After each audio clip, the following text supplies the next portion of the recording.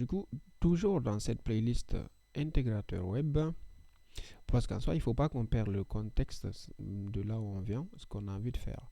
Si je te remonte un petit peu le contexte de là où on était, le but principal d'un intégrateur web, c'est de recevoir une maquette comme celui-là, hein, qui a été fait ça peut être un client ou ton chef de projet qui te demande de rendre cette maquette-là vivante. Et pour rappel, du coup, pour rendre cette maquette-là vivante, tu devrais tout simplement intégrer l'ensemble des éléments qui sont là en utilisant le HTML et le CSS. Ok. Donc là, typiquement, tu avais reçu une maquette comme celui-là, où tu avais le logo, tu avais un menu. Après, tu avais des sidebars et tout. Ici, tu avais une photo et là, tu avais une petite description. Ok. Donc du coup, et pour intégrer ça, tu devais utiliser forcément le HTML et le CSS parce que c'est jusqu'à aujourd'hui, jusqu'en 2024, c'est le standard du web. Ok, on ne peut pas faire plus que ça. Et là, dans cette playlist-là, on s'est dit, bah écoute, écrire du CSS, c'est super cool, mais faire du SAS, on a trouvé que c'est vraiment mieux. Parce qu'en faisant du SAS, on se rend compte que la plupart du temps, on gagne un gain de temps. On pourra écrire un code de CSS qui va être réutilisé par d'autres éléments. Là, on suppose, hein, tu crées un menu là, et ce menu là, il a un style particulier. Supposons, il y a un jour, il te donne une autre page, une autre maquette dans laquelle tu as un autre menu où seulement il y a les mots qui sont écrits dans le menu qui changent, mais le style et tout, les couleurs, le background, et ainsi de suite, ça ne change pas. Donc, du coup, tu pourras réutiliser les choses de façon simple. Ok. Alors, du coup, si on revenait sur nos mots ou moutons, je ne sais plus comment on dit, je t'avais dit, on avait essayé d'installer ça dans la dernière partie. Donc, du coup, au final, pour être sûr qu'on a installé ça, on va ouvrir un terminal, taper sas-version. Donc là, tu vois, j'ai un sas qui est ouvert. Donc, moi, ce que je vais faire, je vais recréer un projet en partant de zéro. Donc, ce que je vais faire, c'est ouvrir, VS Code comme ceci. Et du coup, ce qu'on va faire, alors, je vais plutôt ouvrir un terminal à l'intérieur. Là, je me situe nulle part, mais c'est pas grave. On va aller, du coup, bon, on va faire simple. On va utiliser celui-là parce qu'on se rappelle, on avait fait ça dans la dernière vidéo. Le projet, c'était dans Document. C'était dans Saïdou TP. Et dedans, je tape ls. Oups. ls. Donc, là, ce qu'on va faire, supposons qu'on va on va effacer tout ça. On va taper ls. On va recréer un projet mkdir, par exemple. On va l'appeler projet. Attends, on va l'appeler par exemple P3. Ok. Et après, on va partir dans ce dossier P3, CDP3, comme ceci. On va effacer. Alors, pour effacer, hein, tu tapes clear, mais moi j'ai un petit raccourci EF qui permet de faire la même chose. Ok. Donc, si je tape ici ls, là, je me rends compte que le truc il est vide. Moi, ce que j'aime faire généralement, c'est que je n'ouvre pas ici VS Code. Donc, je viens ici, je tape la commande code. Si je tape code point, normalement, ça m'ouvre le projet là dans VS Code. Donc là, tu vois que ça ouvre le projet dans VS Code. Ok. Donc là, si j'agrandis ce truc là, d'abord, je vais faire dégager ça. Alors, je vais faire dégager ça. Du coup, à l'intérieur ici, je vais agrandir ce truc. Ok. Donc là, on part d'un dossier vide. Hein.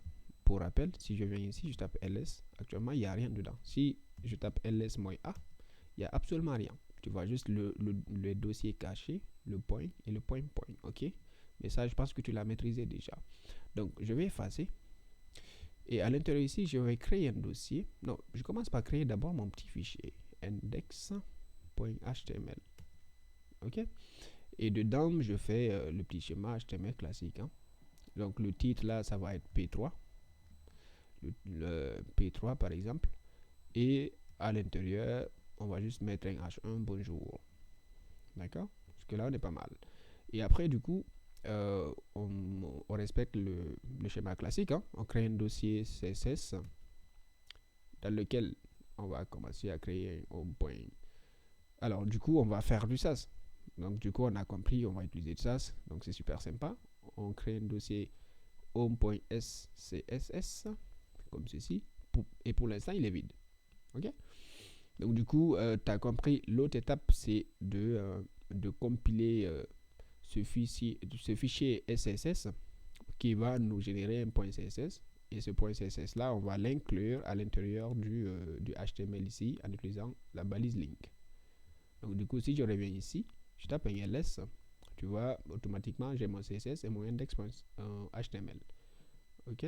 Donc du coup, et pour compiler, pour rappel, hein, on avait dit, il fallait que tu compiles les choses comme ça. Tu tapes SAS, et après tu cherches la source du coup, parce que c'est SAS, espace source, espace destination. Donc ça, la source, ça va être, tu vas aller s'il te plaît dans CSS, tu vas me chercher un fichier qui s'appelle home.css, et là du coup, on va essayer d'approfondir un petit peu plus. Donc là, on va dire, tu vas me créer un dossier asset, et dedans, tu m'inclus le home.css. Donc là, tu as compris, on tape SAS, ce truc-là, ça va être la source, voilà, le fichier initial hein, qui existe, et après là, ça va être la destination. Donc, du coup, ce qu'il va faire techniquement, il va te créer un dossier asset et il va te créer un fichier home.css. Il va prendre tout ce que tu as mis dans le home.css, il va le compiler, il va le transformer en SAS. Jusque-là, je pense qu'on s'était compris. Et du coup, pour rappel, nous, on va faire .watch. Et du coup, le .watch, ça sert à quoi? J'espère que tu te rappelles. Ça sert juste à exécuter la commande là une seule fois. Donc, je vais taper Entrée. Je vais revenir sur mon navigateur. Là, je vois automatiquement sur mon IDE, je vois automatiquement qu'il m'a créé un dossier asset dans lequel il m'a mis mon home.css. Et pour l'instant, le home.css, il est vide. D'accord? Donc, du coup, si je reviens là, dans mon HTML, j'avais créé un H1. Si je reviens dans mon home.css, donc tu as compris, les assets ici, tu les touches jamais. C'est seulement le fichier home.css que tu vas toucher. Parce que, voilà, hier, j'ai vu une question que tu m'as posée. C'était histoire de savoir si on touche le home.css. Non, il ne faut jamais toucher le home.css. Il faut tout simplement écrire tout ton CSS dans le home.css.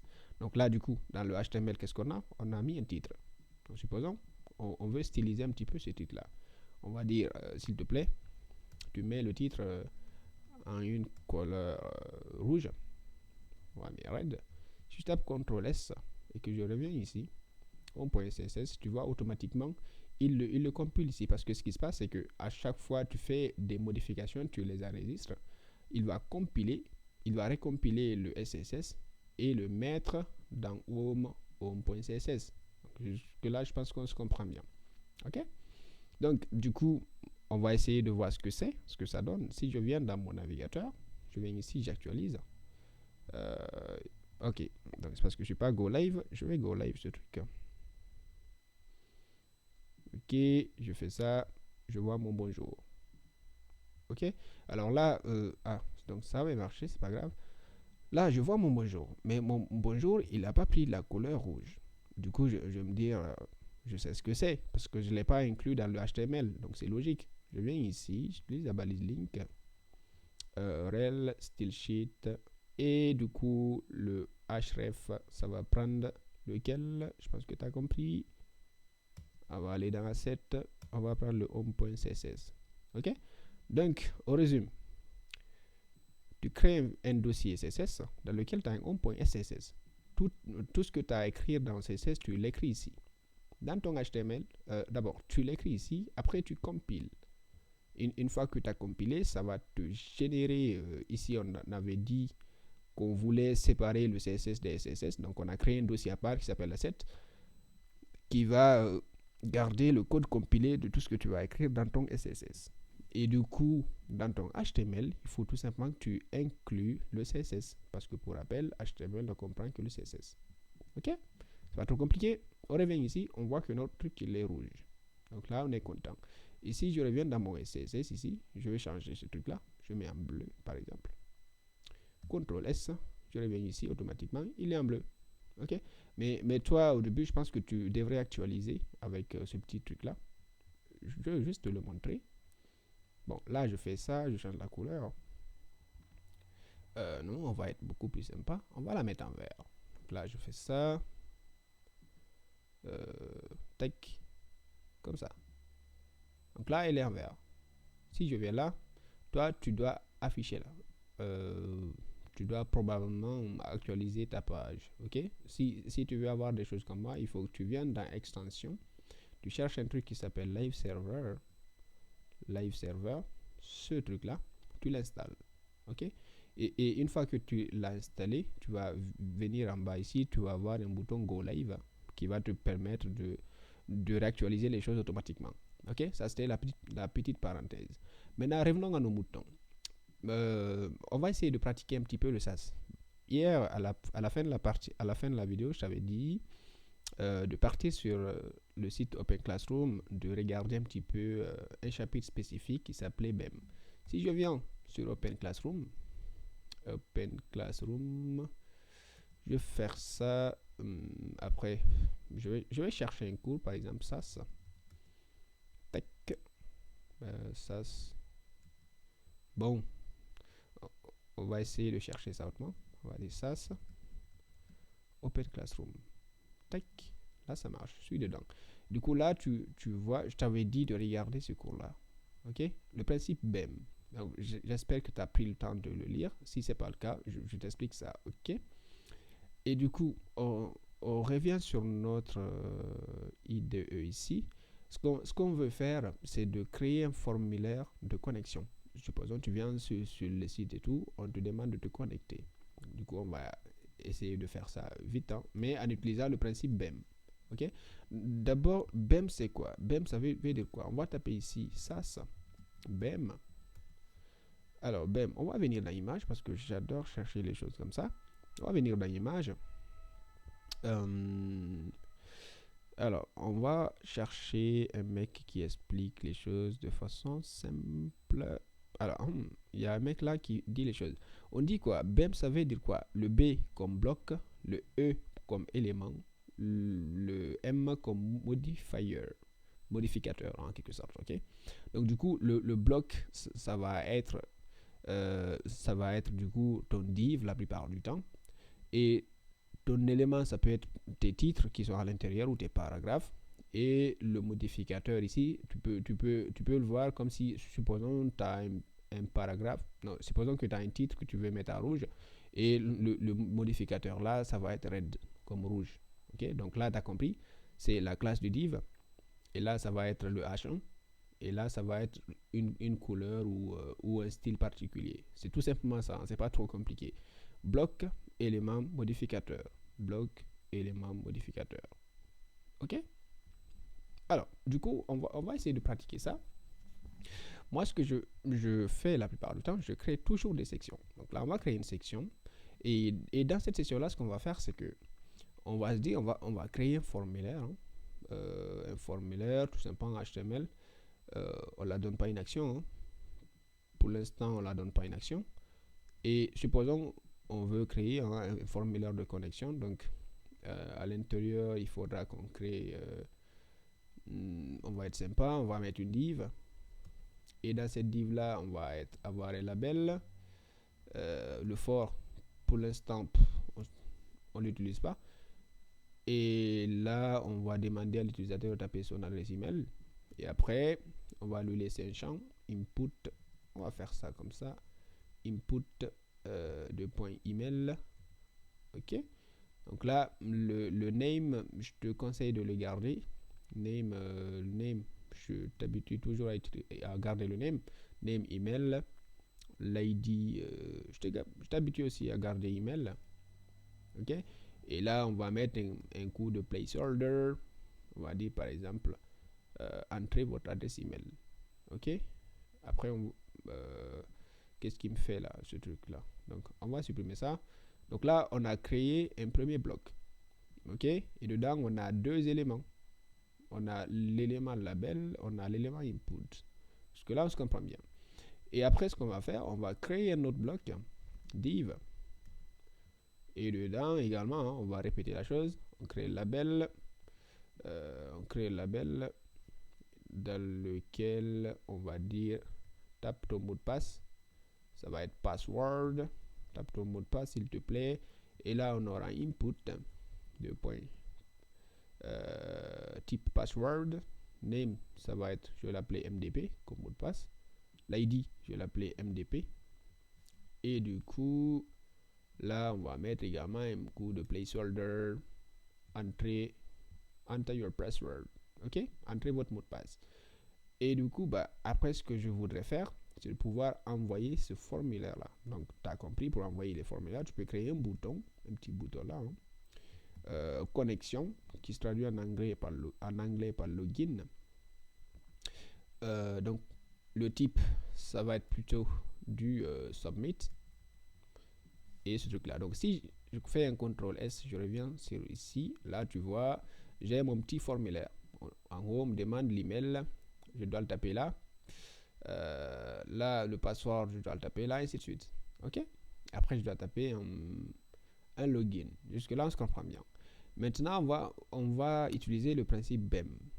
Alors, qu'est-ce qu'on a compris du principe BEM? C'est assez simple. Hein? C'est bloc élément modificateur. Donc là, le bloc, c'est quoi? On a un bloc forme. Là-dedans, on a deux sous-éléments. Le premier, on a trois sous-éléments. On peut voir ça comme ça. Donc là, ça va être un bloc, un élément de ce bloc-là. OK? Je reprends. On a un bloc. OK? Ici, on a un élément qui appartient à ce bloc-là. Ici, on a un élément qui appartient à ce bloc-là. Ici encore, on a un élément qui appartient à ce bloc-là. OK? Donc, du coup, on commence par donner ici une classe CSS. Hein. On fait une classe. On la nomme, par exemple, login form. OK? Et du coup, le premier élément ici, du coup, on va utiliser BEM. Alors, il nous dit... Attends, ce truc, il faut que je disable. Il me fatigue un petit peu. Bon, c'est pas grave. Donc, du coup, BEM, le bloc, l'élément, ça va être lui. Donc, du coup, on va utiliser BEM. On va recopier le nom de son bloc parent. Ça va être bloc form. Et du coup, ça va être l'élément du coup. Et l'élément ici, ça va être... Supposons, on va l'appeler field. OK? Et après, le label, également, on va l'appeler comme ça. Je vais écrire vite fait, je t'explique. On va l'appeler login form parent et l'élément label. OK. Et l'input également, on va faire une classe qu'on va appeler login-form underscore input. OK. Donc, après, on poursuit le jeu. Hein. Là, c'est notre bloc. Classe. Son bloc parent, c'est quoi? C'est login form. Donc, on commence par recopier login-form. Et du coup, ce truc-là, c'est quoi? C'est tout simplement un champ. Donc, je vais l'appeler field. OK? Donc là, tu as compris. Ça va être pareil. Login. Oups. Classe login-form pour dire que ce truc-là, il appartient à ce parent-là. Et après, l'élément, c'est le label. OK? Et après, là, je fais également pareillement. Classe que je vais appeler login-form underscore input. OK? Alors là, après, on va finir, après j'explique. Hein. On fait un bouton. Je donne une classe, par exemple. Là, son parent, c'est quoi? C'est toujours login form. Ça n'a pas changé. Login form. Et l'élément, c'est quoi? C'est un bouton. OK? Donc là, on a compris. Si on n'a pas compris, je t'explique. Regarde, là, on crée une première classe login form. Et ce truc-là, pour dire que cette div-là, elle appartient à ce conteneur-là, ça va être login form. On va commencer par son bloc parent. Et après, on crée un truc là.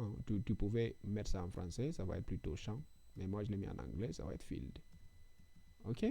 Et après, on dit également, bon là, c'est label comme ceci. Après, on dit, ce label-là, il appartient à ce bloc parent-là. On dit également, ce label-là, il appartient à ce bloc parent-là. Et après, on dit, ce bouton-là, il appartient également à ce bloc parent-là. OK? Donc, du coup, si je réactualise, on a toujours ça. Rien n'a changé parce qu'on n'a pas écrit du SAS d'abord. Maintenant, on va essayer de mettre ça en style. Donc, du coup, je viens dans mon SAS. Ce qu'on va commencer par écrire, on va d'abord cibler le parent, login-form. Et là-dedans, on va commencer par jouer. Du coup, on cible le parent ici. Et après, qu'est-ce qu'on voudra commencer par styliser? Ça va être le premier bloc là. Hein. Le premier bloc là, ça va être l'email et le champ input là. D'accord? Donc, du coup, moi, je vais vouloir chercher le field qui se trouve dans login form. Je viens là.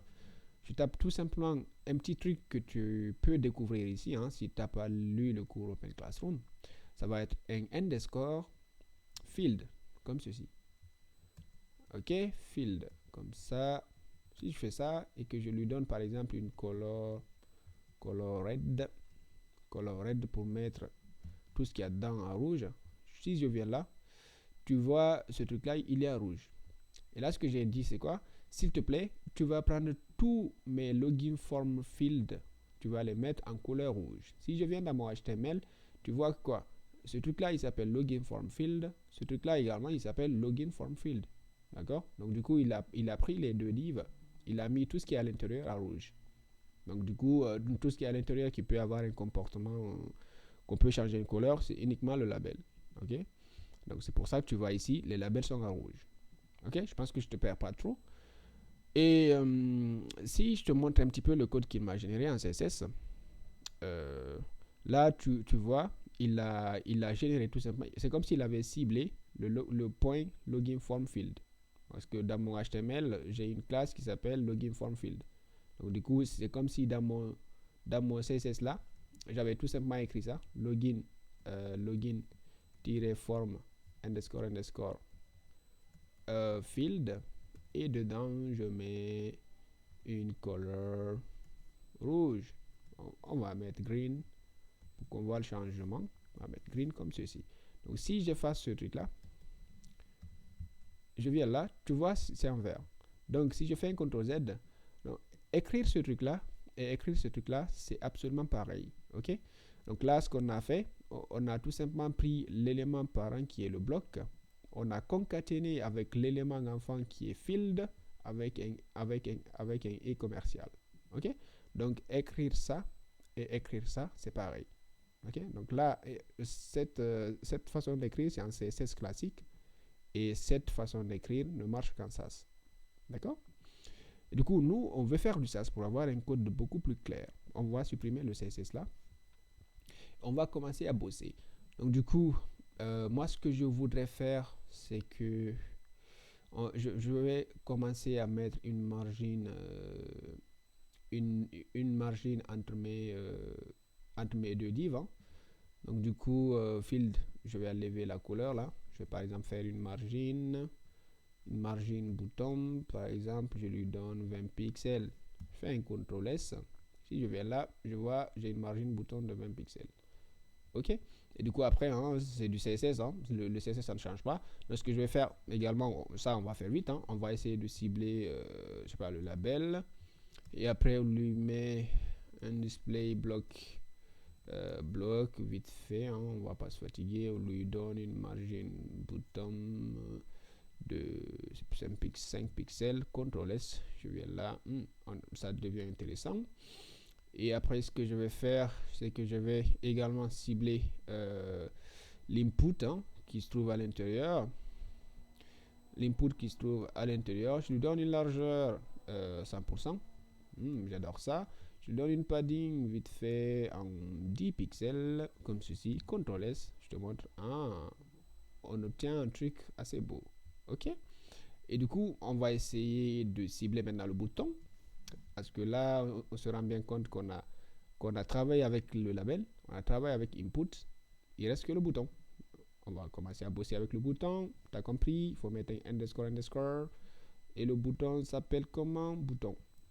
Donc là, c'est quoi? Je fais quoi là? Je prends login form, je concatène avec underscore bouton, Et dedans, on va rendre ce bouton assez sympathique, hein. On va lui donner une background color blue. Qu'est-ce qu'il me fait là, lui?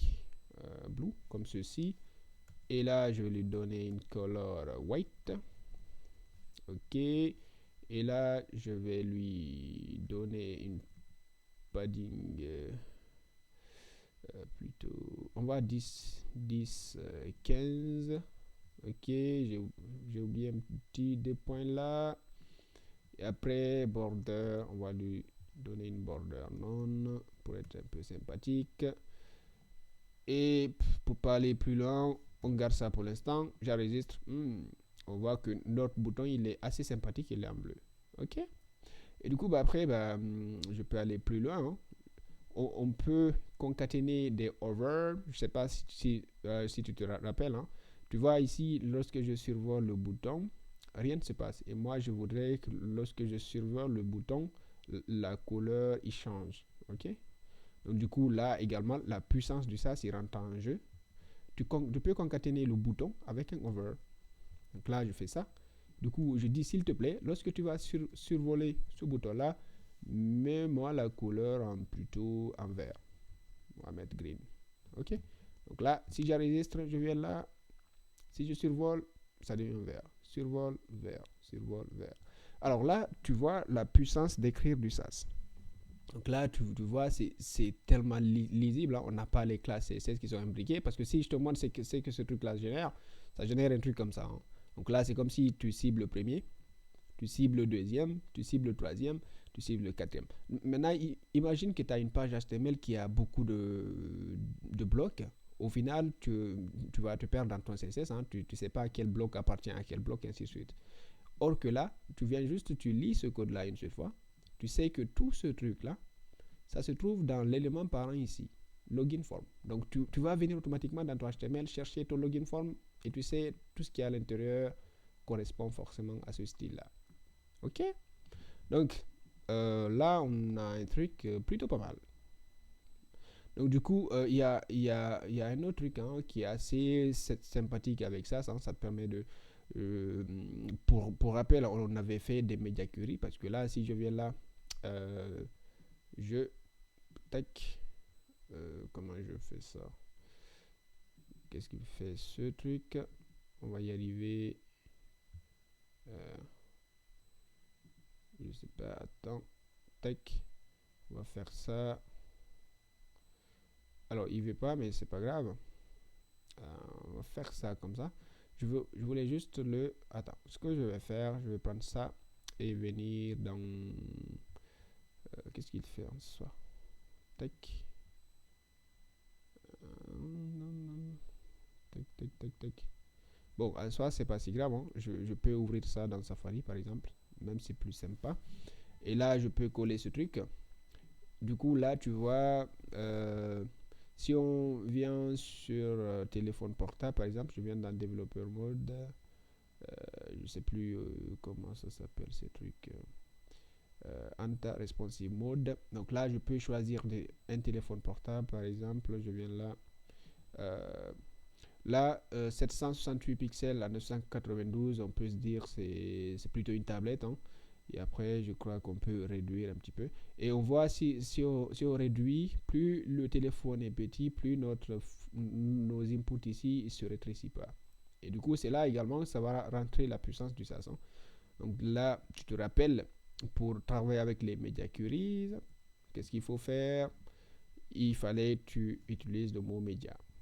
Media query et max 8, mais moi je vais juste faire un média, hein, max 8. Je mets par exemple, si tu arrives à 600 pixels, si ta taille maximale est de 600 pixels, s'il te plaît, tu prends l'élément parent, tu le concatènes avec ce truc là. Je vais faire color, attends, je vais être plus sympa, je vais mettre background color black. On va faire ça. Et là, s'il te plaît, tu mets une color white. Ok. Si j'enregistre, je reviens ici. Là, tu vois, suis à une taille un petit peu, hein, inférieure à 600. Donc là, il est noir. Après, si je reviens au-dessus de 600, ça obtient automatiquement la largeur initiale. Je t'explique, je décroît 600. Donc là, tu vois, je suis à 600. Et là, il devient noir automatiquement. Alors là, tu te rends bien compte également la puissance d'écrire du SAS. Hein. Là, tu vois que si je viens dans le bloc là, je sais ce média là, il va s'appliquer que pour ce bloc là. Donc, du coup, tu peux imaginer dans ton HTML, tu as beaucoup de blocs et tout qui viennent jusqu'à 1500 lignes. Hein.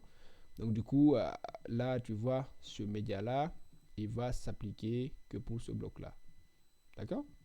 Et ce média-là, hein, pour pas te perdre, ce média-là, il appartient tout simplement au premier bloc, celui-là. D'accord? Donc, je dis quoi? Login form, média. Si la taille maximale est de 600 pixels, s'il te plaît, tu m'appliques ce truc-là. Donc là, si je viens là, lorsque la taille va être inférieure à 600, il va m'appliquer le style que j'ai mis. D'accord? Du coup, là, c'était un petit pratiquant. Résumons. Ici, on a créé un formulaire classique de connexion. Donc là, on a stylisé le code avec le HTML. Qu'est-ce qu'on a? On a un seul bloc, forme dans lequel on a deux enfants. On a essayé d'appliquer le principe BEM, hein, bloc element modificator, que je vais te montrer là. Bon, le premier bloc, c'est le login form, dans lequel il a trois éléments comme ceci. Le premier élément, c'est lui. Le deuxième élément, c'est lui. Le troisième élément, c'est lui. Ok? Donc là, c'est BEM. Je vais te commenter ça. Ça va être BEM comme ceci. Ok, non, c'est pas comme ça on commente en HTML. Je vais faire ça comme ça. Tic, tic, tic, tic, tic. Voilà, là c'est BEM. Alors, le premier bloc, il s'appelle login form. Et dans lequel on a un élément qu'on a appelé field. Et pour avoir le même comportement, hein, j'ai pris le choix de garder le même nom d'élément. Hein.